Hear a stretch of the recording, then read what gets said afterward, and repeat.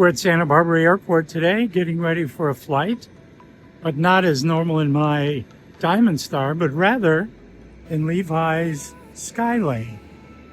Levi, as some of you know from previous trips, is a techie much like I am, but he has a much healthier understanding of the mix of vintage tech with modern tech.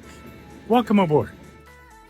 Ever wonder how pilots have always known exactly where they were, even before GPS, or how they navigate through busy airspace while avoiding other aircraft? Before departing Santa Barbara Airport, we set up two completely different ways of navigating.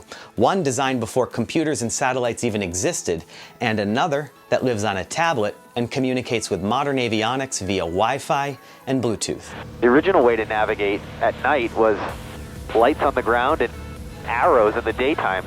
Large concrete arrows.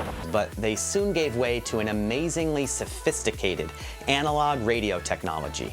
Very high-frequency omnidirectional range beacons, or VORs for short, send out radio signals from ground-based stations. Pilots tune in the beacons and use a needle display in the cockpit to show if they're on course. That brings up the whole spoofing of GPS signals, which in some parts of the world is a pretty common occurrence, and ultimately back to the old magnetic compass even. I have another piece of legacy equipment in here called the distance measuring equipment, the DME. This is a microwave-based system that bounces a signal between the VOR station, the ground-based radio beacon, and my aircraft.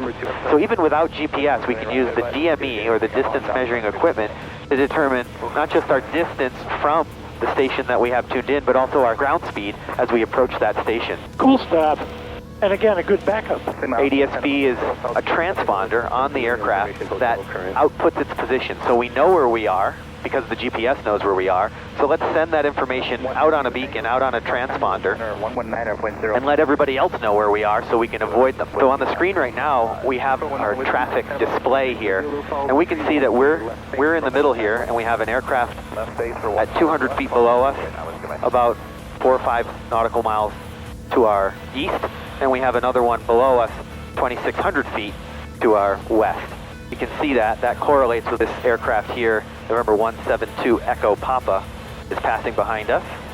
Let's go back to Santa Barbara because that's where we're going, and it'd be nice to know what the weather is there. Sometimes this time of day, we get a fog layer, a marine layer that sets up, so we can just click on Santa Barbara and go to weather, and we can see the latest weather report from 11 minutes ago.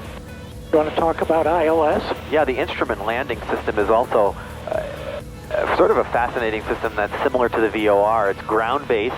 It allows us to navigate laterally to line up with the runway, and it also gives us a glide slope or a path that we want to descend down.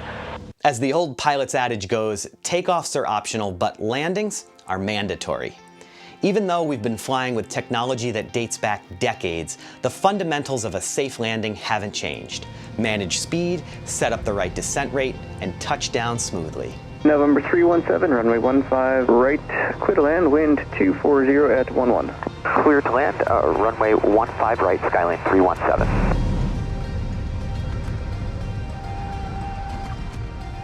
And just like that, we're back on the ground. A mix of skill plus old and new technologies got us here, from legacy radio beacons to cutting-edge GPS systems. And while automation and digital advancements are certainly changing aviation, in the end, a safe flight still starts and ends with the pilot. Did you hear what the heading was? My pencil stopped working. Runway heading, I think. I'm quite sure you'll enjoy Levi's full video. Please check it out and share with your pilot and non-pilot friends.